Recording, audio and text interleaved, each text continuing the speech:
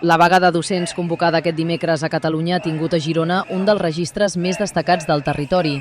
Segons la policia municipal, 12.000 persones han participat en la mobilització. Els sindicats eleven la xifra fins a 18.000.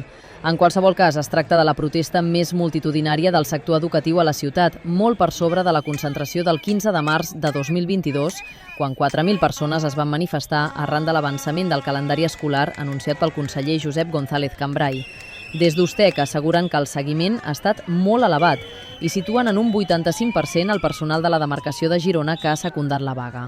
La convocatòria ha estat unitària i impulsada pels sindicats en representació a la mesa sectorial que denuncien una degradació continuada del sistema educatiu. Atribueixen la situació a la manca de finançament i a decisions preses, asseguren, sense escoltar el professorat. Entre les reivindicacions hi ha la recuperació del poder adquisitiu perdut des del 2009, millores salarials, reducció de ràtios, ampliació de plantilles i menys burocràcia. També reclamen més recursos per desplegar l'educació inclusiva, la derogació de diversos decrets i la defensa de la immersió lingüística. La jornada ha començat abans del previst.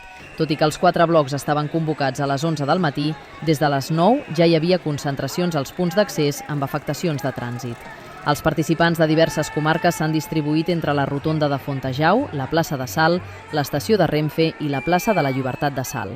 A les 12, els 4 blocs han confluït al Pont del Dimoni i han marxat fins als serveis territorials d'educació, on s'han fet els parlaments finals davant una plaça plena.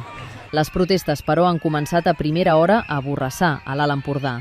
Uns 300 docents han tallat la rotonda de l'N2 que connecta amb la P7 per denunciar que la situació a les aules és, diuen, cada vegada pitjor. El tall s'ha mantingut fins passades les 9 del matí, permetent el pas de vehicles cada 3 quarts d'hora. El portaveu de docents en vaga de l'Alt Empordà, David Iglesias, ha afirmat que el col·lectiu està molt cremat i reclama més personal i millores salarials d'acord amb el cost de la vida.